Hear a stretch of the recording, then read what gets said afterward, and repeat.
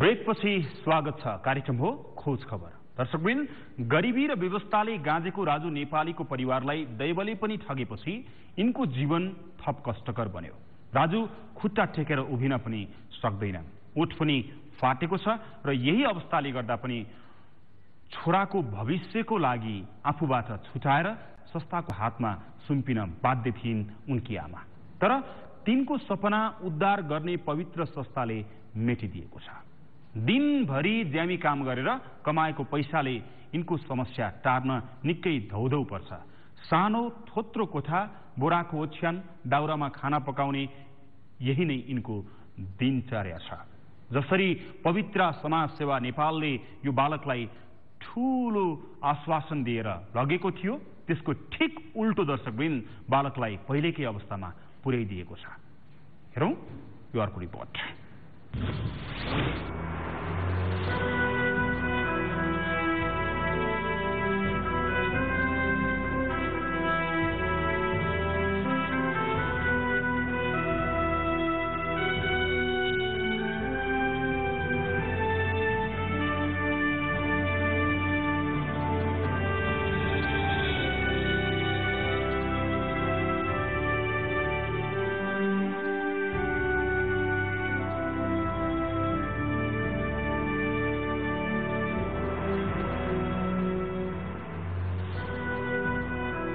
हामीले यो बालकको उद्धारकै क्रममा पवित्र समाज सेवा संस्थाकी अध्यक्षलाई सोधेका थियौं, अब के गर्नुहुन्छ त यो बालकलाई? अब यसलाई लान्छु, यो मलाई यसलाई चाहिँ मेरो छोरो बनाउँछु म। यसलाई कहाँ लगेर राख्नुहुन्छ? यसलाई खाना दिने ठाउँ, लाउन दिने ठाउँ, मेरो एउटा आश्रम छ, आश्रय दिने ठाउँ छ आश्रम, त्यही लगेर यसलाई खुवाउँछु, पढाउँछु, लेखाउँछु, यसलाई नुहाइधुवाइ गर्छु, सफासुग्घर राख्छु।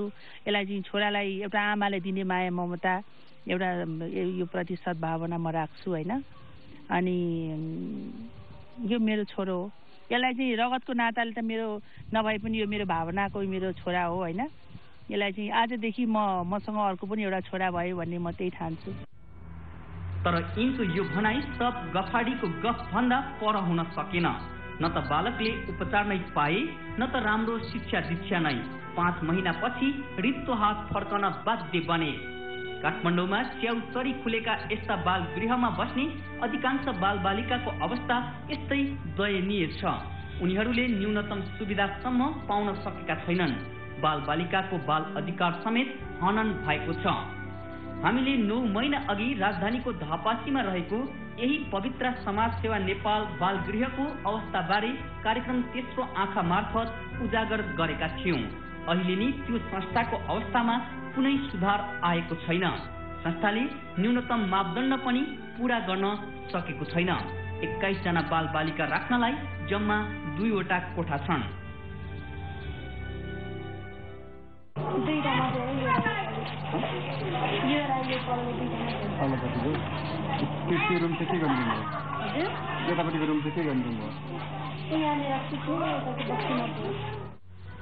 बाल बालिकाको लुगा यसरी राखिएको छ।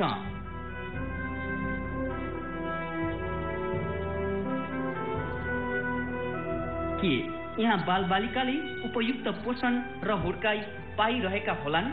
घरमा भेटिएको उडुसलाई हेरेर पनि यहाँको सरसफाइको अवस्था अनुमान गर्न सकिन्छ।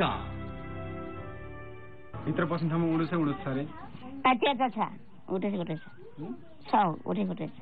भित्र बस्ने ठाउँमा उडुसै उडुस छ? त्यहाँ पनि छ, बस्ने कोठा मुनि छ। रातभर सुन्ने पर्ने त्यो मारेर ठिक हुन्छ उडुस। बच्चाहरू कसरी सुत्छ त्यस्तोमा? खै बच्चाहरू सुत्छ। त्यसो त बाल गृह सञ्चालकलाई पनि बाल बालिका पाल्न कठिन होला नै। तर हाम्रो भनाइ यति मात्र हो कि आर्थिक स्रोत भरपर्दो नभए किन बाल गृह खोल्नु अनि किन बाल बालिकालाई न्यूनतम मापदण्डबाट वञ्चित गर्नु? आधारभूत पूर्वाधार र बाल अधिकारका लागि तोकिएका मापदण्ड विपरीत चलिरहेका यस्ता बाल गृहको अनुगमन गर्ने र कारबाही गर्ने सरकारी निकाय छ भने वर्षौंदेखि चलिरहेका यस्ता बाल गृहको स्तर र मापदण्ड किन सुधार भएको छैन त? अनाथालय र बाल गृह चलाउन सरकारले निश्चित मापदण्ड तोकेको छ। राष्ट्रिय अन्तर्राष्ट्रिय कानूनले सुरक्षित गरेका बाल अधिकारलाई ख्याल गरेर त्यस्ता मापदण्ड तोकिएका छन्। तर नेपालमा भने मापदण्डहरू कागजमै बन्छन् र कागजमै सदर हुन्छ। तर बाल गृह भने न्यूनतम सुविधा बिनै चलिरहेका छन्। असहायको सहयोग गर्नु मानवीय धर्म पनि हो। तर यही परोपकारी सेवा कमाउने धन्दा बने भने के हुन्छ? अभिभावक नभएका वा राम्रो पोषण र शिक्षाबाट वञ्चित भएका बालबालिका पाल्ने भन्दै खुलेका अनाथालय तथा बाल गृहहरू च्याउसरी खुलेका छन्। समाज कल्याण परिषदको तथ्याङ्क अनुसार देशभर 139 वटा बाल गृह दर्ता भएका छन्। तीमध्ये अधिकांश राजधानीकै केन्द्रित छन्। त्यसो त राजधानीभित्र दर्ता नै नभई चलेका बाल गृहको संख्या 1000 भन्दा बढी भएको जानकारहरू बताउँछन्। यसरी बाल गृह खोल्नुको पछाडि विदेशी सहयोगदाताबाट आउने रकम नै मुख्य आकर्षण हो। विभिन्न विकसित राष्ट्रका नागरिकहरू अनाथ बालबालिकाको पालन पोषणमा आफ्नो कमाईको केही अंश सहयोग गर्न रुचि राख्छन्। यस्तै सहयोग मार्फत आउने रकमको आशमा धेरैले धन्दा बनाएका छन् बाल गृह। बालबालिकाको अधिकारका लागि बनेका विश्वव्यापी घोषणा पत्र, अन्तर्राष्ट्रिय सन्धि तथा नेपालका आन्तरिक कानूनले पनि पोषण, शिक्षा, स्वास्थ्य जस्ता आधारभूत कुरामा बालबालिकाको अधिकार सुनिश्चित गरेका छन्। तर यस्ता बाल गृहमा पुग्ने बालबालिकाको न्यूनतम अधिकार समेत हनन हुँदा पनि यसतर्फ कुनै अनुगमन हुन नसक्नु विडम्बना हो। खोज खबरका लागि क्यामेरामा सुरेन्द्र राउत, कुणाल श्रेष्ठ र राजु पौडेलका साथ गजेन्द्र बस्नेत, काठमाडौँ।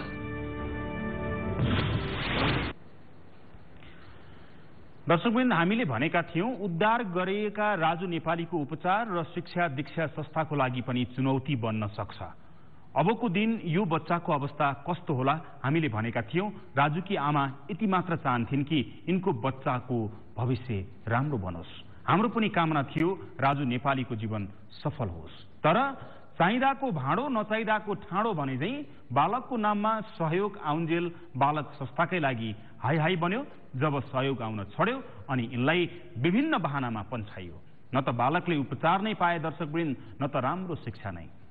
5 महिनापछि रित्तो हात फर्कन बाध्य बने राजु नेपाली। काठमाडौँमा च्याउसरी खुलेका यस्ता बाल गृहमा बस्ने अधिकांश बालबालिकाको अवस्था यस्तै दयनीय छ दर्शकवृन्द। के यस्ता संस्थामा बालबालिकाले उपयुक्त पोषण र हुर्काई, शिक्षा दीक्षा पाइरहेका होलान् त? हाम्रो सरकार यति मात्र हो कि समाज सेवा गर्ने नै हो भने राम्रोसँग समाज सेवा गर, न कि खल्ती भर्ने समाज सेवाका नाममा आफ्नो सबै कुरा राम्रो गराउने त्यो पक्कै नगर। कार्यक्रम खोज खबर तपाईले हाम्रो वेबसाइट www.sagarmatha.tv मा लगन गरी संसारभर प्रत्यक्ष हेर्न सक्नुहुनेछ।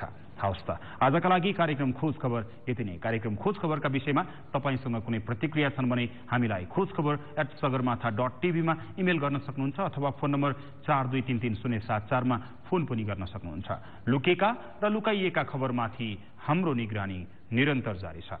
आजका लागि खोज खबरबाट म पनि बिदा माग्छु। नेपालको पहिलो न्यूज च्यानल सगरमाथा टेलिभिजन हेर्दै गर्नुहोला। नमस्कार।